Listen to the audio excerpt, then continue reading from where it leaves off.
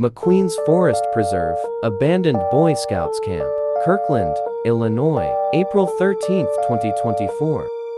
The McQueen Forest Preserve owes its existence to the success and generosity of prominent Kirkland businessman and resident John McQueen. McQueen emigrated from Scotland to the United States in 1888, eventually relocating and settling in Kirkland in 1896. Upon arriving in Kirkland, McQueen started acquiring large tracts of land, eventually owning over 3,000 acres. This made him the biggest landowner in DeKalb County. The success of McQueen's livestock operations provided the financial backing for a number of business and philanthropic pursuits, among them the establishment of Camp Rotary McQueen, the predecessor to the present-day McQueen Forest Preserve. McQueen eventually established a campground on his land, which bordered the south branch of the Kishwaukee River, but he needed a push to do so. The first nudge came to him in his interaction with a man from Chicago, who received permission to camp on the land bordering the river. Each summer in the early 1920s, this man would strongly suggest that McQueen should develop a camping area, so that others could enjoy the area's beauty as he had.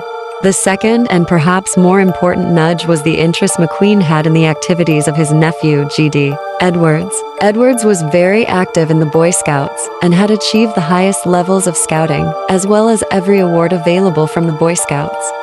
In July of 1926, McQueen invited board members of the DeKalb Rotary Club to visit Kirkland to tour property alongside the river. After the tour, everyone gathered for dinner and a discussion of the day's activities. During McQueen's presentation, he asked how much land the Rotarians would need to establish a campground. The Rotarians told McQueen that they thought 10 acres would allow for the creation of the best camp possible. McQueen immediately announced that he would donate 10 acres at no cost for the establishment of a camp. Based on McQueen's generous donation, the new camp would be named Camp Rotary McQueen. The deed to the land was presented to the Rotary Club on September 21, 1926, and construction commenced.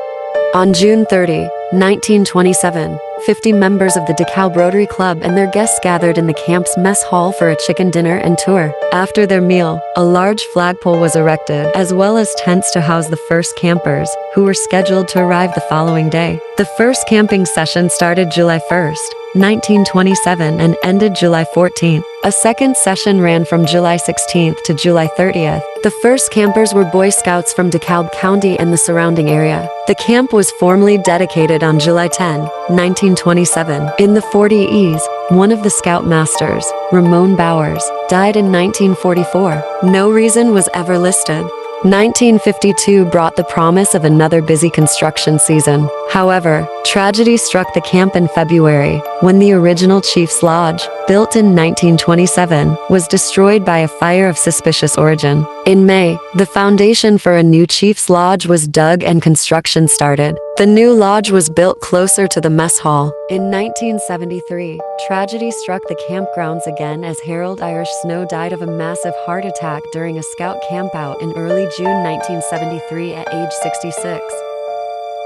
The camp continued to grow in size, and by 1979, it had grown to 48 acres. At this time, due to consolidation and changes in scouting operations, the camp was sold to the Nature Conservancy for $195,000. The Nature Conservancy would hold the land for up to 3 years, allowing the DeKalb County Forest Preserve District time to accrue funds to purchase the property. The transfer took place in 1980, when the property transferred to the DeKalb County Forest Preserve District. At this point, Camp Rotary McQueen became McQueen Forest Preserve. Since the property transferred to the DeKalb County Forest Preserve District, the only thing being kept up is the pathways. The old historic buildings have been sitting in time since.